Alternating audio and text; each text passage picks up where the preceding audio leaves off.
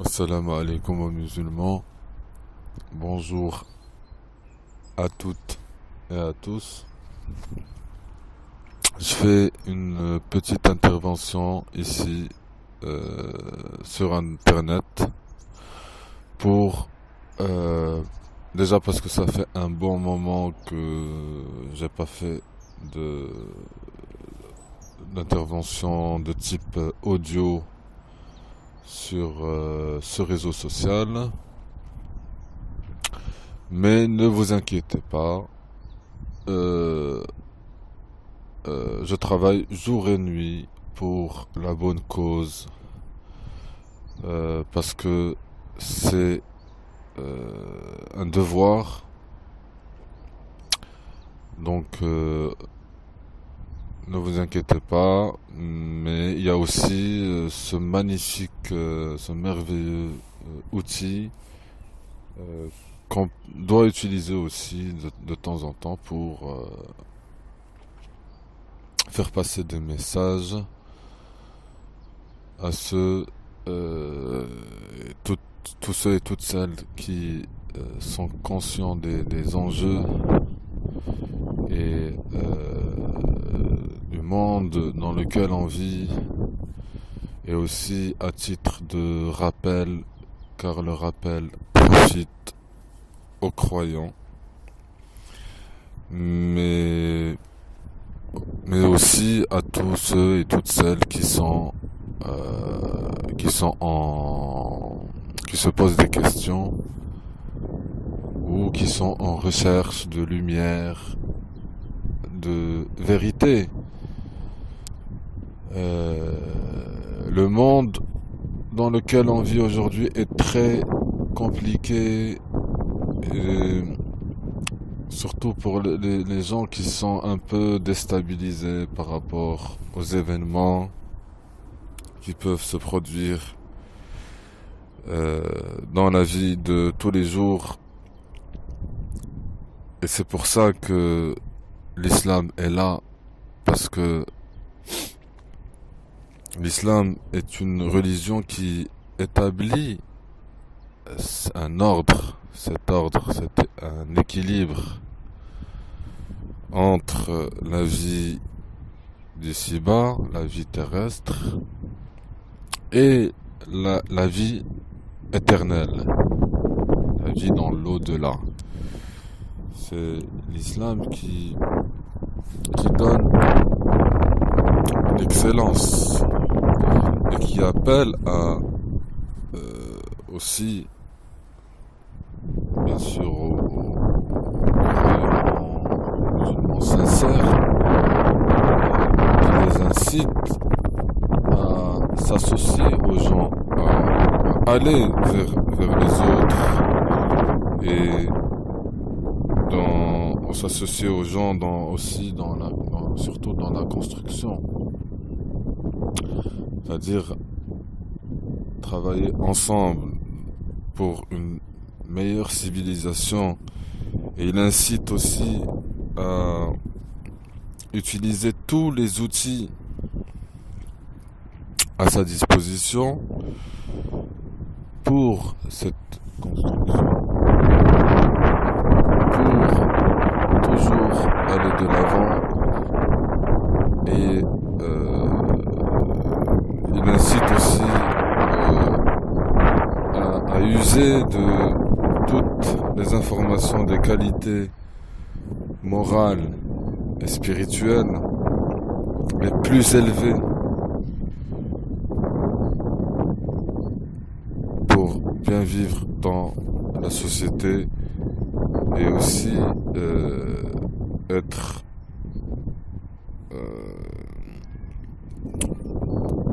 bien avec les autres, quelle que soit leur culture ou origine. Ce qu'il faut savoir, c'est que les musulmans n'attaquent jamais en premier, mais il a le droit de se défendre.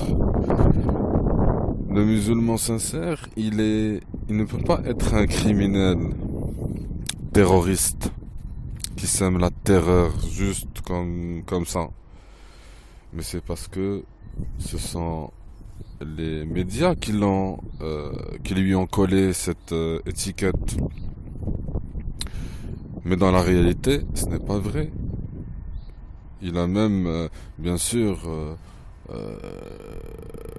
comme tout être humain, il a le droit de se défendre.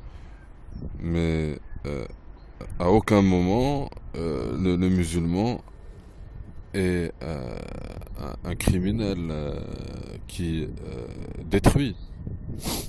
Si on regarde l'histoire et on regarde aujourd'hui les vrais criminels qui sont en train de tuer des enfants, de massacrer des populations partout dans le monde, eh ben, il suffit de voir qui finance est derrière les groupes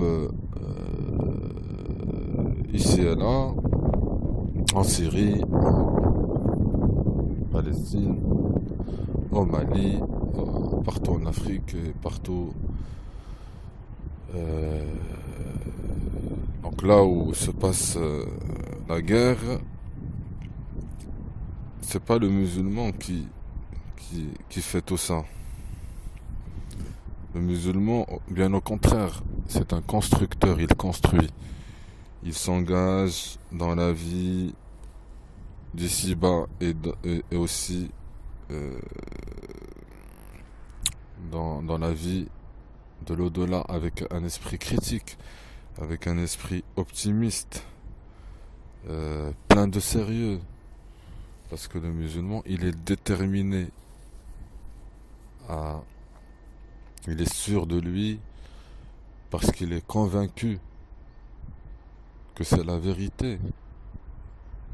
Ce n'est pas parce que il est devenu musulman, parce que il a suivi ses ancêtres ou parce que il est né dans un milieu islamique ou aux coutumes, à l'environnement ou aux habitudes. Non, il est convaincu de la vérité.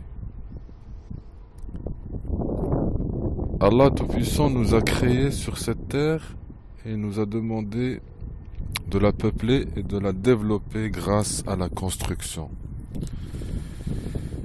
Et ça de façon continue, à ce que ça peut servir l'humanité tout entière. C'est ça le vrai musulman sincère. Il est un constructeur. Il est dans cette dynamique. Et même si il est pointé du doigt, même si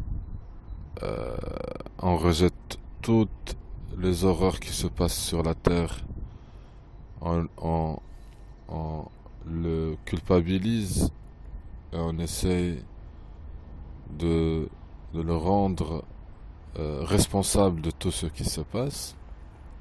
Le musulman, il sait ce qui se passe vraiment et n'a pas peur d'affronter tous ces gens-là et tous ces groupuscules et ces groupes qui sont dangereux. Et le musulman sincère ne se laisse jamais abattre et il se relève à chaque fois. À chaque fois qu'on essaie de le détruire, de l'anéantir, euh, il se relève et ne s'arrête jamais de développer, de construire, même si nous sommes dans la fin des temps, comme nous le démontrent plusieurs hadiths du prophète sallallahu alayhi wa sallam par rapport à la fin des temps. Le musulman, il construit jusqu'à la fin, vraiment jusqu'à la dernière minute ou la dernière seconde. Comme dit le prophète, paix et bénédiction de Allah sur lui, sallallahu alayhi wa sallam, Si la fin du monde commence pendant que le musulman, est sur le point de mettre en terre une plante, celui-ci doit se hâter de la planter dans la mesure du possible, afin que cela lui soit compté comme une aumône. Donc, qu'est-ce qui nous montre ce hadith? Même si on est en plein fin du monde, le musulman doit planter cette plante qu'il a commencé, ce travail qu'il a commencé de construction. Et de... Comme ça va lui compter de toute façon. Alors voilà comment on peut considérer plus ou moins ce monde dans lequel on vit, malgré les atrocités, malgré les conflits, les guerres, les massacres et toutes les destructions et attaques qu'on peut subir ici et là. Le croyant musulman sincère, lui, il se relève à chaque fois, ne se laisse pas influencer par tout ça. Il est déterminé, il a des objectifs bien précis et un but. Rien ne peut l'empêcher d'atteindre son but. Ni les médias mensonges, ni les gouvernements, ni toutes les armées du monde. Parce qu'il est plus déterminé et plus fort. Parce qu'il a le Tout-Puissant, Allah subhanahu wa ta'ala, avec lui, créateur de l'univers.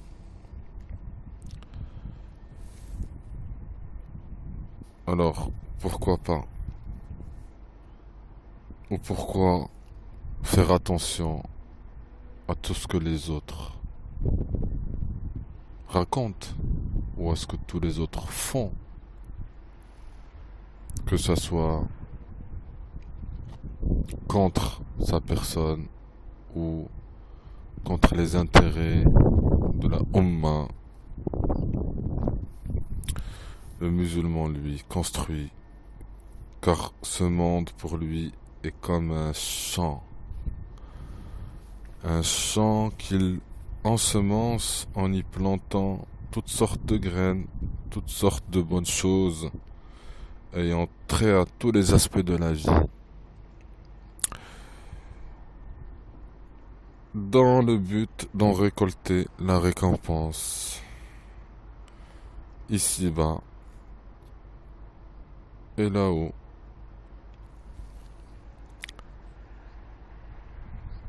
Voilà, je vous remercie de m'avoir écouté et à la prochaine avec la permission du Tout-Puissant.